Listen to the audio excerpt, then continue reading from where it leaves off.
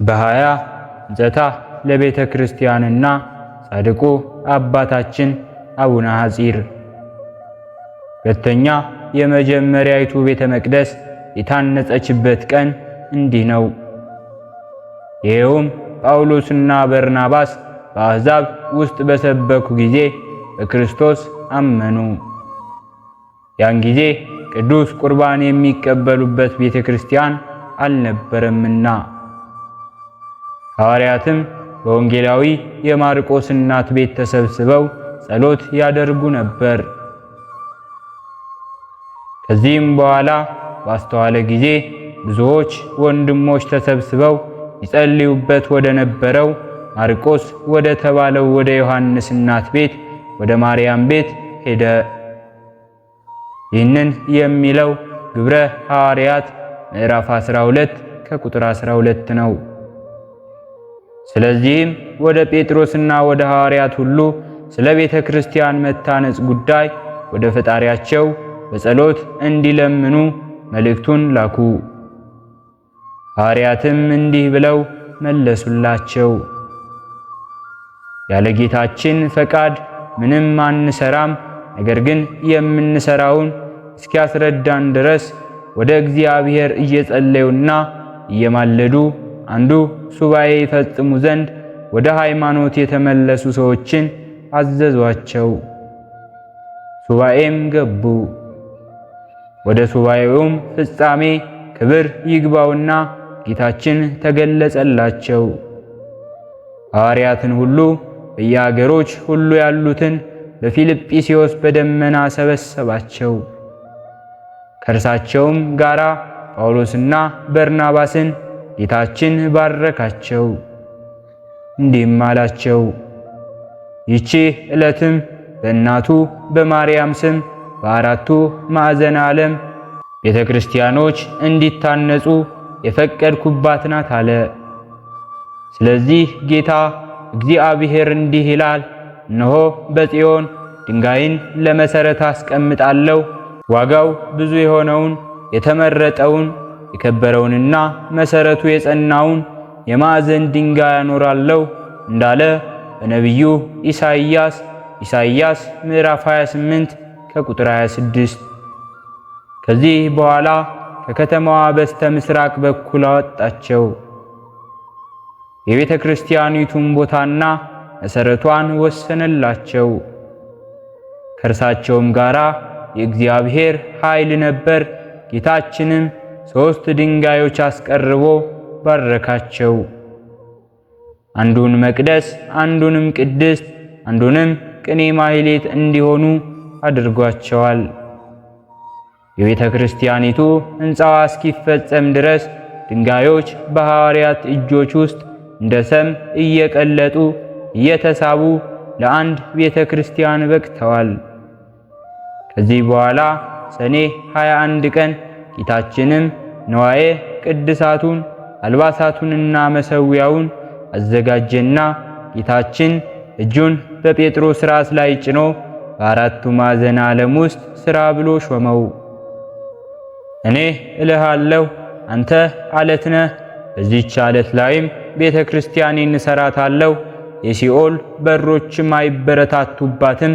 የመንግሥተ ሰማያትንም መክፈቻዎች እሰጥሃለሁ። በምድር የምታስረው በሰማያት የታሰረ ይሆናል፣ በምድርም የምትፈታው በሰማያት የተፈታ ይሆናል አለው። ማቴዎስ ምዕራፍ 16 ከቁጥር 18።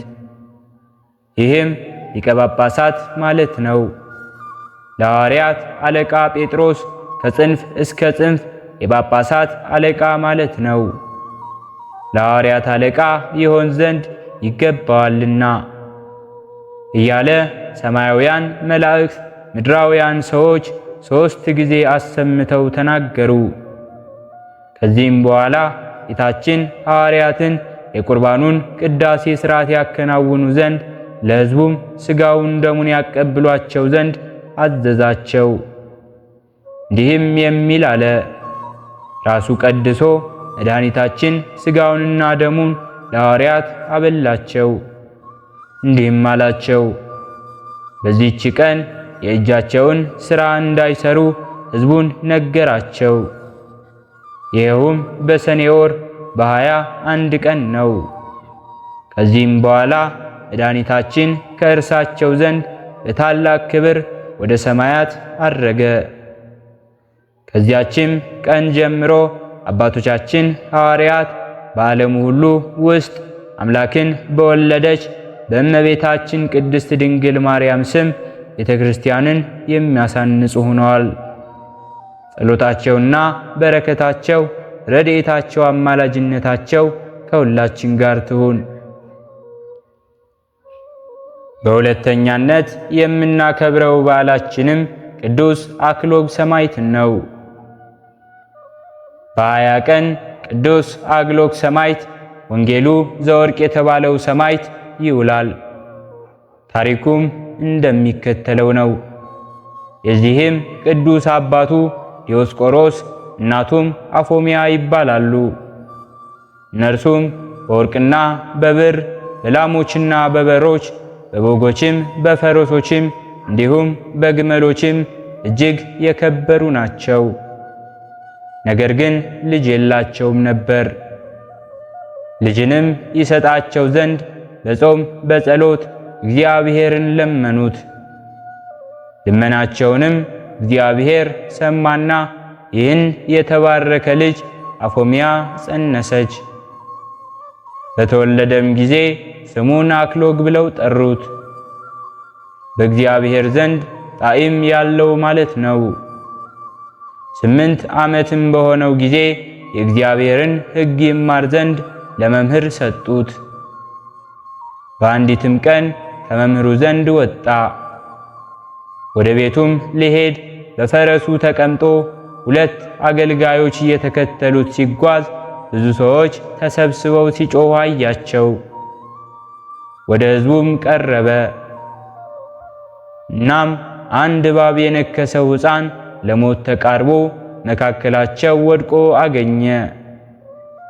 የከበረ አክሎግም ይህች ምልክት በስሜ ለሚያምኑት አጋንንትን ያስወጣሉ የሚለውን የወንጌል ቃል በማሰብ እነሆ ጊንጦችንና እባቦችን የጠላትንም ሁሉ ኃይል ትረግጡ ዘንድ ሥልጣንን ሰጠኋችሁ እንዳለ ጌታችን በቅዱስ ወንጌሉ ምዕራፍ 10 ከቁጥር 19።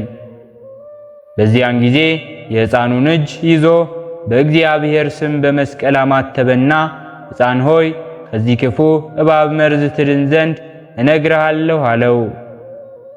ወዲያውኑ ይህ ልጅ ዳነ። ሕዝቡም ይህን ተአምር ባዩ ጊዜ እጅግ አደነቁ፣ እግዚአብሔርንም አመሰገኑት። የዚህች ተአምር ዝናዋ በሀገሩ ሁሉ ተሰማ። ከመምህሩም ዘንድ 12 ዓመት በሆነው ጊዜ የመጻሕፍትን ምስጢር ሁሉ ጠንቅቆ አወቀ። ሁልጊዜም አዘውትሮ ይጾማል፣ እንዲሁም ይጸልያል። ሰዎችም መልካም ተጋድሎውን ባዩ ጊዜ ስለ እርሱ ይጸልይላቸው ዘንድ ቅስና እንዲሾምላቸው ሊቀ ጳጳሱን ለመኑት። ሊቀ ጳጳሱም ወስዶ ሾመው። በሳመውም ጊዜ ለአባ አክሎግ የክህነት ሹመት ይገባዋል እያለ ሲጮህ ሕዝቡም ቃልን ከሰማይ ሰሙ። ሊቀ ጳጳሱና ሕዝቡም እጅግ አደነቁ፣ እግዚአብሔርንም አመሰገኑት። ከጥቂትም ቀን በኋላ ከዲዮቅልጥያኖስ ዘንድ ታላቅ መከራ ሆነ። ምስክርነትም ይሆን ዘንድ እግዚአብሔር አባ አክሎግን ጠራው። አባ አክሎግም እንዲህ አለው፣ ተጋድሎዬን እስክፈጽም ድረስ አድኑኝ፣ ቸር መልአክህንም ላክልኝ። እንዲህ እያለ ለመነው። እግዚአብሔርን በዙሪያዬ ወዳሉ ሰዎች ተመልከት እንዳለ ቅዱስ ዳዊት። የሀገሩ ሰዎችም 340 ያህል ሆነው ተከተሉት። በአንድነትም ሆነው እኛ ክርስቲያን ነን፣ በአብ በወልድ በመንፈስ ቅዱስ ስም እናምናለን እያሉ 3 ጊዜ ጮኹ። ከክርስቶስ ፍቅር ማን ይለየናል? መከራ ነውን? ሐዘን ነውን? ስደት ነውን? ወይስ መራቆት ነውን? ወይስ ጭንቀት ነውን? ሾተል ነውን? እንዳለ ቅዱስ ጳውሎስ። ወደ ሮሜ ሰዎች ምዕራፍ 8 ከቁጥር 35። የንጉሡ ሰራዊት አለቃም ሰምቶ እዚያ ተቆጣ። አባ አክሎግን ጽኑ ስቃይ አሰቃየው፣ ከእሳት ምድጃ ውስጥም ጨመረው። ከእግዚአብሔር የታዘዘ መልአክም መጥቶ እሳቱን እንደ ቀዝቃዛ ውሃ አደረገው። በራሳችን ላይ ሰውን አስጫንክ፣ በእሳትና በውሃ መካከል አሳለፍ፣ ወደ ዕረፍትም አወጣህን እንዳለ ቅዱስ ዳዊት በመዝሙሩ መዝሙር 65 ከቁጥር 12። አባ አክሎግም ከእሳቱ መካከል ቆሞ ጸለየ።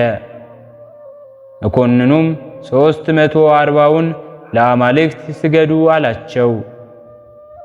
ከእግዚአብሔር በቀር ለአማልክት አንሰግድም አሉት። አሕዛብ ጣዖቱን በብርና በወርቅ ይለብጡታል፣ እንዳይናወጥም በችንካርና በመዶሻ ይቸነክሩታል። እንደተቀረጸ ብር ምስልም ናቸው።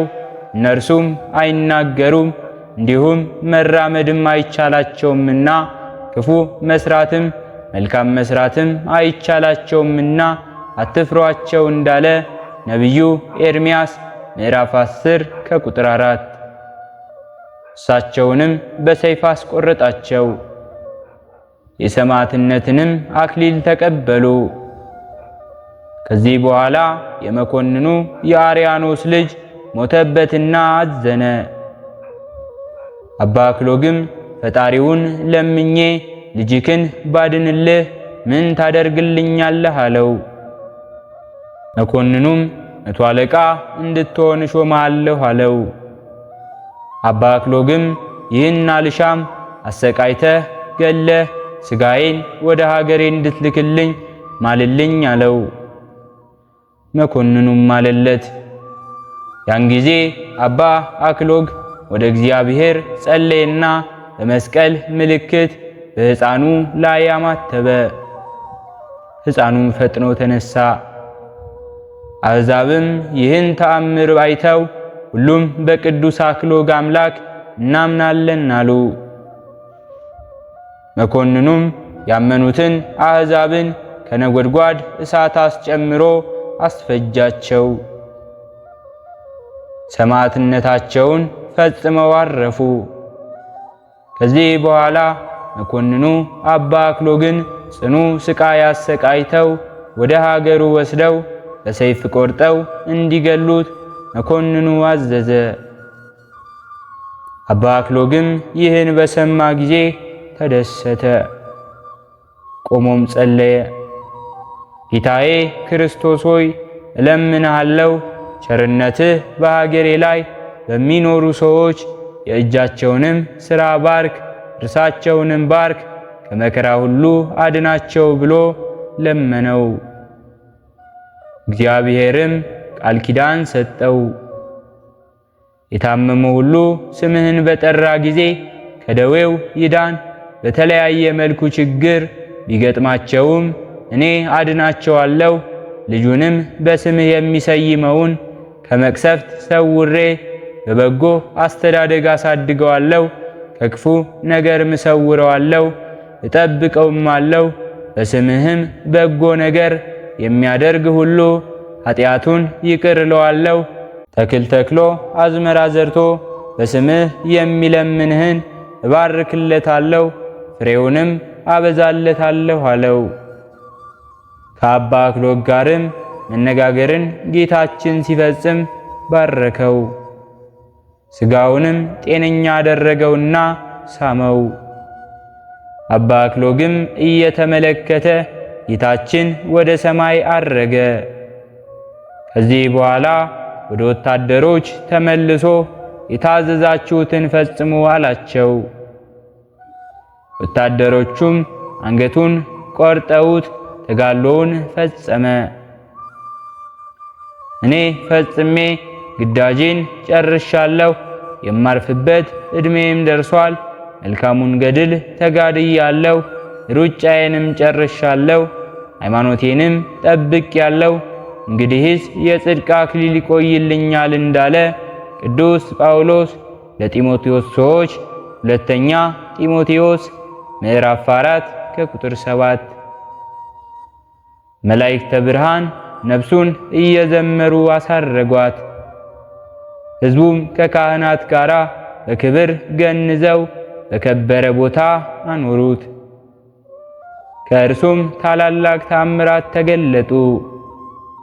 የአባታችን የቅዱስ አቡነ አክሎግ በረከታቸው፣ ረድኤታቸው፣ አማላጅነታቸው ከሁላችን ጋር ትሁን።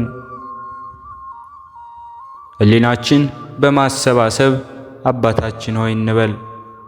አባታችን ሆይ በሰማያት የምትኖር፣ ስምህ ይቀደስ፣ መንግሥትህ ትምጣ፣ ፈቃድህ በሰማይ እንደሆነች እንዲሁም በምድር ላይ ትሁን። የዕለት እንጀራችንን ስጠን ዛሬ፣ በደላችንንም ይቅር በለን እኛም የበደልነውን ይቅር እንደምንል፣ አቤቱ ወደ ፈተናም አታግባን ከክፉ ሁሉ አድነን እንጂ መንግሥት ያንተ ናትና ኃይል፣ ክብር፣ ምስጋና ለዘላለሙ አሜን። እመቤታችን ቅድስት ድንግል ማርያም ሆይ በመልአኩ በቅዱስ ገብርኤል ሰላምታ ሰላም እንልሻለን። በሐሳብሽ ድንግል ነሽ፣ በሥጋሽም ድንግል ነሽ። አሸናፊ እግዚአብሔር እናት ሆይ ሰላምታ ላንቺ ይገባሻል። ከሴቶች ሁሉ ተለይተሽ አንቺ የተባረክሽ ነሽ፣ የማኅፀንሽን ፍሬ የተባረከ ነው። ጸጋን የተመላሽ ቅድስት ሆይ ደስ ይበልሽ፣ ልዑል እግዚአብሔር ካንቺ ጋር ነውና ከተወደደው ልጅሽ ከጌታችን ከመድኃኒታችን ከኢየሱስ ክርስቶስ ዘንድ ይቅርታውንና ምሕረቱን ለምኝልን ኃጢአታችንንም ያሰርይልን ዘንድ ለዘላለሙ አሜን። ስለነበረን ጊዜ ሁሉ የአምላካችን የልዑል እግዚአብሔር ስሙ ዛሬም ዘወትርም የተመሰገነ ይሁን። አነሳስቶ ላስጀመረን አስጀምሮ ላስፈጸመን ለልዑል እግዚአብሔር ምስጋና ይሁን። ውድ የሃይማኖት ሚዲያ ተከታታዮች ከዚህ በላይ እንድንሰራ አገልግሎቱ በሰፊው ይሰጥ ዘንድ በሀገር ውስጥም በሀገር ውጭም ያላችሁ ይህንን መንፈሳዊ ቻናል ላይክ፣ ሰብስክራይብ፣ ሼር በማድረግ ድጋፋችሁን ታሳዩን ዘንድ በትህትና እንጠይቃለን። ያላችሁን ሐሳብ አስተያየት በኮሜንታችን ስር ላይ አስቀምጡልን።